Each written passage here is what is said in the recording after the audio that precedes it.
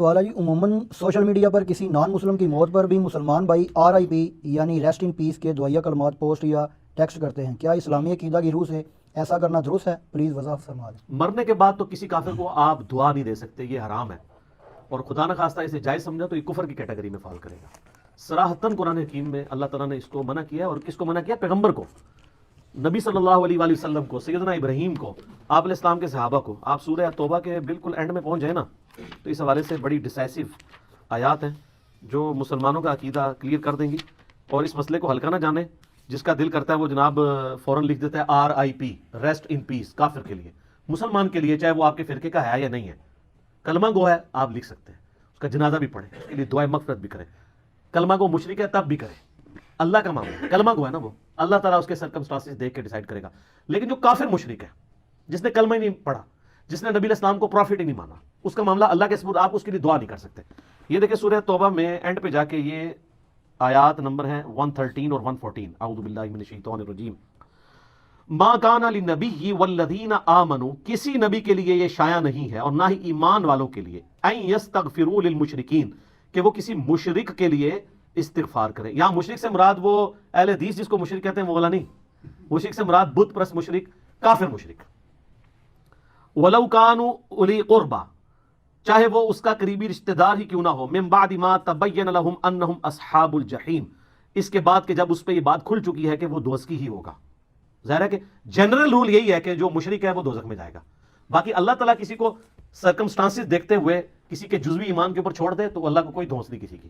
وہ بخاری مسلم میں حدیث ہے، ایک بندے کی موت کا وقت قریب آیا، اس نے اپنی اولاد کو اکٹھا کر کے کہا بتاؤ میں تمہارا کیسا باپ تھا؟ بڑا اچھا. ان کا پھر میری خواہش پوری کرو، جب میں مر جاؤں میری لاش کے ٹکڑے ٹکڑے کر دینا، اس کو آگ لگا دینا، اس کی راکھ ہواؤں میں سمندروں میں بکھیر دینا. لئن قدر اللہ علیہ، اگر اللہ نے میرے پہ قدرت پا لی تو مجھے ایسا عذاب دے گا جو کسی کو نہ دیا ہوگا. تو یہ صراحتاً کفر ہے، یہ عقیدہ کہ اگر راکھ بکھیر دی جائے تو اللہ تعالیٰ زندہ نہیں کر سکتا. اسی لیے وہ کرنا چاہ رہا تھا. جب وہ مر گیا تو مرنے کے بعد اس کے بیٹوں نے یہی کچھ کیا. بخاری مسلم کے الفاظ ہیں، مشکات میں آپ کو اللہ کی رحمت والے چیپٹر میں دوسری جلد کے سٹارٹ میں مل جائے گا. تو اللہ تعالیٰ نے ہواؤں کو، پانیوں کو حکم دیا، زمین کو، کہ اس کے اجزاء جمع کرو، زندہ کر لیا. پھنس گیا، جس سے بھاگا تھا وہی چیز سامنے آ گئی. اللہ نے کہا یہ تو نے کیوں کیا؟ کہ اللہ تجھے ڈر گیا تھا. تو اللہ نے فرمایا تیرا یہ عقیدہ تھا تجھے مرنے کے بعد کوئی زندہ کر کے پوچھے گا. اس نے کہا اللہ میرا یہ عقیدہ تھا کہ مرنے کے بعد مجھے کوئی زندہ کرے گا، لیکن اس طریقے سے وہ سمجھتا تھا کہ اگر میری راکھ بکھیر دی گئی تو میرا مالک مجھے زندہ نہیں کر سکے گا. اس کا کفر جزوی تھا، کلی نہیں تھا. جزوی یہ تھا کہ اگر راکھ بکھر گئی پھر میں زندہ نہیں ہوں گا، اگر میری لاش ہی دفنائی گی تو میں زندہ ہو جاؤں گا. لیکن کفر تو کفر ہے. ابن حجر اسقلانی نے بھی اس پہ پوری بحث کی ہے کہ کفر کر کے مرا ہے وہ، لیکن اللہ نے اس کے جزوی کفر کو ایکسیپٹ کر لیا، اس کی کم عقلی کی وجہ سے، نا اہلی کی وجہ سے. اللہ نے تیرا واقعی یقین تھا، یا اللہ جا تجھے بخش دیا، اللہ نے بخش دیا. اسی لیے میں کہتا ہوں کلمہ کو مشرک جو ہے نا، اللہ کو ایک مانتا ہے، نماز اللہ کی پڑھتا ہے، نماز میں ایاک نعبد و ایاک نستعین پڑھتا ہے، اس کے باوجود کسی بابے کو پکار لیتا ہے، کوئی اور مسئلہ کرتا ہے، آپ اس کی اصلاح کریں، اس پہ فتویٰ نہ لگائیں کہ اس کو آپ دوزخ میں پھینکیں اور کہ یہ مر گیا میں نے اس کا جنازہ ہی نہیں پڑھنا. ویسے تو وہ بھی آپ کے ساتھ یہی کرتے ہیں، مر گیا مردود نہ فاتحہ نہ درود، وہ بھی یہی کچھ کر رہے ہیں. مطلب بریلوی کے اہل حدیث کا جنازہ پڑھیں گے تو اہل حدیث اگر بریلوی کو نہیں پڑھے تو کوئی پریشانی بات نہیں ہے. سنی شیعہ، شیعہ سنی کا، اب تو خیر کو پڑھ لے تو زیادہ بات ہے، اب تھوڑی ماڈریشن آ گئی ہے. تو یہ اللہ تعالیٰ ہمارے کہ جب ان پہ یہ کھل جائے کہ مشرک ہے، نہ ان کے ساتھ استغفار نہیں کر سکتا. وما کان استغفار ابراہیم لابیہ، اور جو ابراہیم نے اپنے باپ کے لیے استغفار کیا تھا، الا عن موعدۃ وعدہا ایاہ، تو وہ اس وعدے کے سبب تھا جو اس نے اپنے باپ سے کیا تھا. وہ جو سورہ مریم میں آتا ہے، جب باپ نے کہا نکل جا تو ان کا میں تیرے لیے استغفار کروں گا. تو حضرت ابراہیم اپنے باپ کے مرنے کے بعد بھی اس کے لیے دعائیں مغفرت کرتے رہے. تو اللہ نے کانٹا نکال دیا کہ کوئی ابراہیم کی پلی نہ لے کہ ابراہیم بھی تو اپنے کافر باپ کے لیے. ٹھیک، اب یہ باپ تھا یا وہ چچا تھا، یعنی باپ کے دو معنی ہیں نا، والد اور چچا دونوں کے لیے باپ کا لفظ، تو یہ ایک علیحدہ بحث ہے، اس کو چھوڑ دیں. تو یہاں پہ باپ ہے، تو باپ کے لیے جو اس نے استغفار کی تو اس وعدے کے سبب تھی. فلما تبین له انه عدو للہ، لیکن جب اس پہ یہ چیز کھل گئی کہ وہ اللہ کا دشمن ہے، تبرأ منہ، تو انہوں نے پھر اعلان برات کر دیا. ٹھیک ہے، ان ابراہیم لأواہ حلیم، ابراہیم علیہ السلام جو ہے وہ آہیں اور سسکیاں بھرنے والے اور حلم والے تھے. یعنی ابراہیم علیہ السلام نرم دل تھے، اس لیے وہ اپنے باپ کے لیے ان کے مرنے کے بعد بھی دعا کرتے تھے. کیا نرم دل تھے. قرآن میں آتا ہے نا، فرشتے جب انسانی شکل میں آئے، سورہ ذاریات میں ڈیٹیل آتی ہے،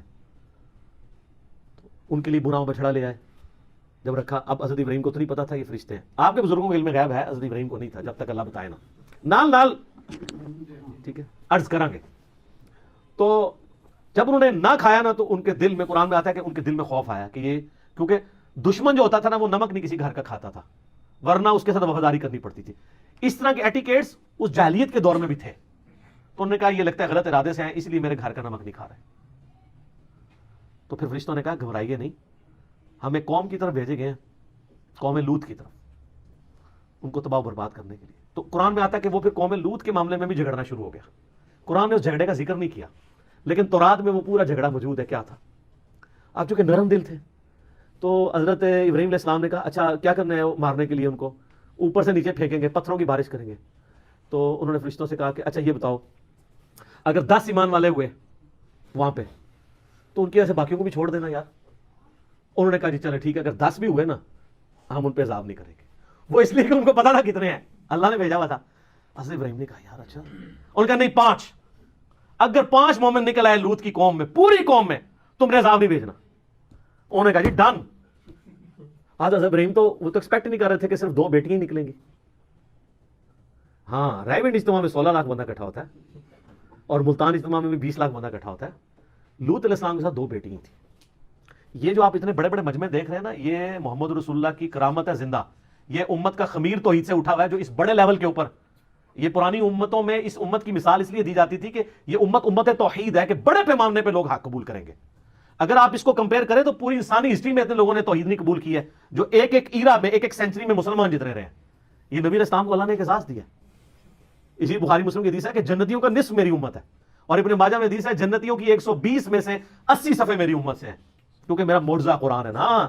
بخاری مسلم میں حدیث ہے کہ انبیاء پہ ایمان لانے والوں کی تعداد ڈیپینڈ کرتی تھی اس کے معجزے پہ. مجھے اللہ نے وہی کا معجزہ دیا, میں اللہ سے امید کرتا ہوں سب سے زیادہ امتی جنت میں جانے والے میری امت سے ہوں. یہ لہذا اس کو کوئی رائیونڈ کا کمال یا دعوت اسلامی کا کمال نہ سمجھے, یہ امت کا خمیر توحید سے اٹھا ہوا ہے. ٹھیک ہے, سالار کارواں ہے میر حجاز اپنا. تو یہ نبی علیہ السلام کی زندہ کرامت اور معجزہ ہے الحمدللہ. تو حضرت ابراہیم علیہ السلام تو سیٹسفائی ہو گئے, لیکن وہاں سے 2 بیٹیاں اور ایک لوط علیہ السلام کی اپنی بیوی بھی قرآن میں آتا ہے, اور وہ بھی کافرہ تھی اور وہ بھی تباہ کر دی گئی. تو یہاں پہ بھی حضرت ابراہیم کا اللہ نے کہا کہ بڑا نرم دل, اور انبیاء ہوتے ہی رقیق القلب ہیں. آپ چھوٹے بچوں کو بھی دیکھا, چھوٹی سی بات پہ روئیں گے, ہنسانا چاہے اسی ٹائم ہنسا لیں, ہنسانے کے دوران دوبارہ رلانا چاہے رلا لیں. بڑا بندہ تو نہیں کر سکتا. یہ جتنا مرضی مائناس قسم کا بھی ایکٹر ہو, اس کو بھی دوائی آنکھ میں ڈالنی پڑے گی آنسو لانے کے لیے, وہ ڈالتے ہیں نا ڈراموں والے. لیکن بچے جو ہے آپ دیکھیں ایسے روتے ہیں, ایسے چپ, ایسے روتے ہیں, پھر وہ زار اتار. کیوں؟ ان کے دل بہت نرم ہوتے ہیں, ان کا رسپانس ایبرپٹ ہوتا ہے. انبیاء بھی چونکہ صاف دل والے ہوتے ہیں نا, تو وہ بہت رقیق القلب ہوتے ہیں. آپ نبی علیہ السلام کی حدیث اگر بخاری مسلم ملے, آپ کو عام حالت میں نظر آئے گا کہ آپ کے پاس کوئی غم کی خبر آئی ہے تو وہ مطلب کوئی دور دراز کا بندہ ہی ہے تو آپ رونا شروع کر دیا, آنسو نہیں تھام رہے. کسی کی غم کی کوئی بات سنی تو فوراً رسپانس ہوتا تھا. تو ابراہیم علیہ السلام بھی جو ہے وہ نرم دل, اللہ کہہ رہا ہے دیکھ لیں یار کمال نرم دلی اس کی ہے جس کو اللہ کہہ رہا ہے نرم دل. لیکن سارے ابراہیم نہیں ہوتے, حضرت موسیٰ جیسے لوگ بھی ہوتے ہیں, تو لہٰذا ہماری سختی بھی برداشت کر لیں. ٹھیک ہو گیا. حضرت موسیٰ کا تو پتہ ہے نا آپ کو, تھپڑ مار دیا تھا انہوں نے ملک الموت کو, بخاری مسلم میں آتا ہے, آنکھ کاٹ دیتی تھی. لیکن میں نہیں مارتا ہوں, میں ان سے کم ہی غصہ رکھتا ہوں. ٹھیک ہو.